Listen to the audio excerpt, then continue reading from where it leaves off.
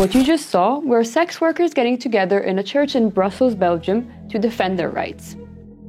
In the past few years, Belgium has become one of the most liberal countries in the world in recognizing the rights of sex workers. Today, they can even work under fully legal contracts which grant them rights specific to their profession. So, we went there to ask them how much of a difference this is making in their daily lives and whether sex work has become a job like any other in Belgium. Alors, puisque j'ai un appart tout petit, on s'organise comme on peut pour pouvoir ranger les affaires. Donc en général, tout ce qui va être tenue, chaussures, etc., je les range dans la valise. Auger is an independent sex worker in Liège. She used to work behind a window, but now she works from home. So this is the apartment where she lives, but it's also her workplace. En faisant comme ça, pour moi, c'est une façon de différencier les choses. Mes affaires à moi sont rangées en haut, et puis là, du coup, c'est les affaires dont je me sers pour travailler. Auger is very open about her job and even talks about it on TikTok, where she often does lives. Et tu parles de quoi dans tes lives ? Ça dépend de mes story time.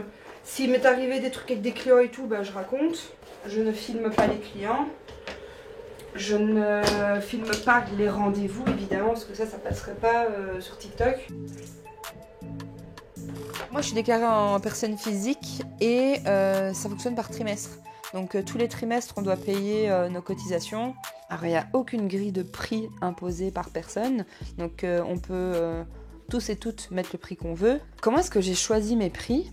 En fait, je me suis posé la question. J'étais assise comme ça chez moi et puis je me suis posé la question. Je me suis dit, tiens, pour faire tel truc... En fait, moi, c'est dans le ressenti.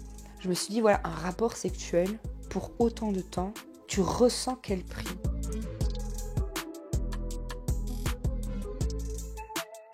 Donc là, on a toutes les dispos. Ici, on a mes caractéristiques, mon âge, mon orientation sexuelle, etc. On a toutes les pratiques qui sont possibles avec moi, les tarifs et les tarifs des suppléments.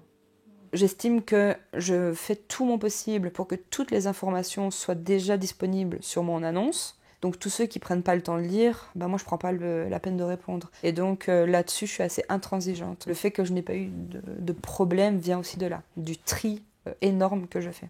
Je m'estime très chanceuse à ce niveau-là, parce que je sais que ce n'est pas la même réalité pour tout le monde, malheureusement.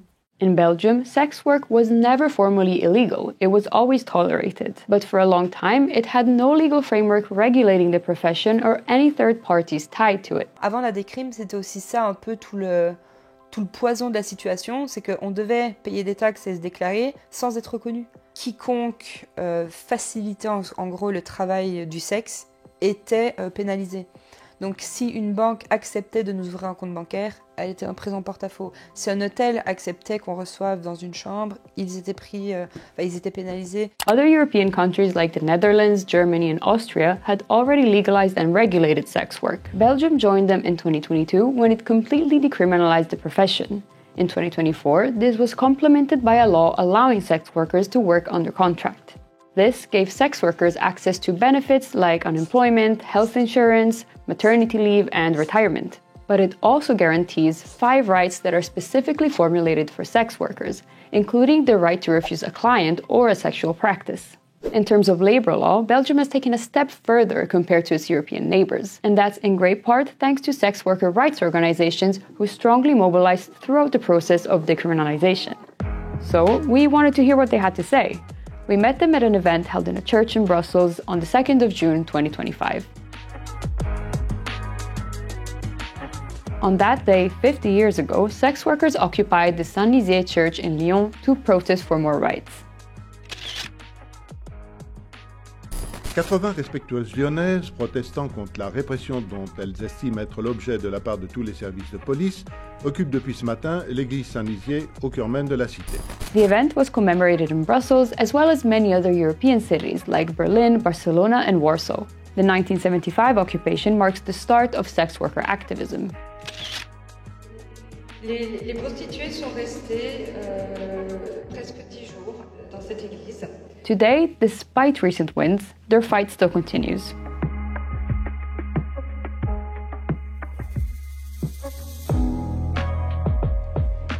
Je vais écrire « Sex work is work » pour dire que le travail du sexe, c'est un travail.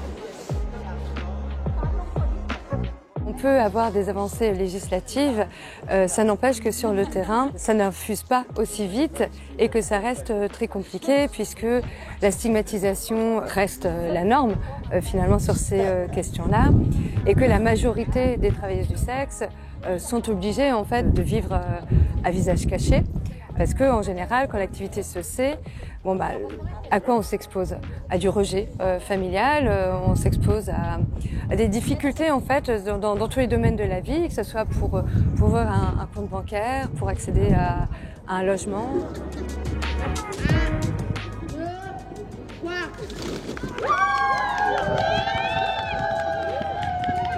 En fait, le combat n'est pas du tout fini, en fait c'est plutôt le début. Maintenant on a des outils législatifs pour pouvoir défendre les situations, pour pouvoir pointer que refuser un logement, que refuser un compte bancaire, etc. En fait, c'est de la discrimination. It's true that it always takes a while for new laws to be implemented in practice. For example, for more than half a year now, sex workers have been able to work under contract. But how many have been signed so far? Well, not that many. Ça commence à démarrer, mais tout doucement, quoi. Julie lives in Mons, where she works for a sex worker rights organization called Espace B. The organization has been active for 35 years and was instrumental in advocating for the new law.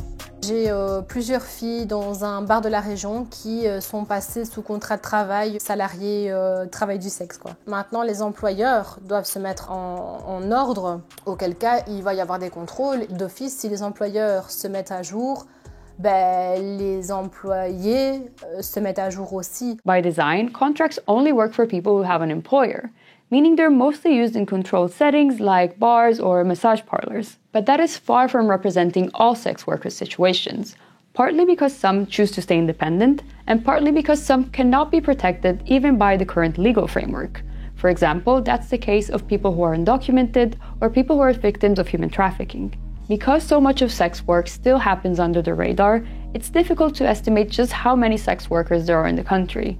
NGO Utsopi estimates the number might be somewhere between 9,000 and 26,000. Ce sont des personnes qui généralement n'ont pas la possibilité d'être sous contrat salarié parce qu'il n'y a pas d'employeur.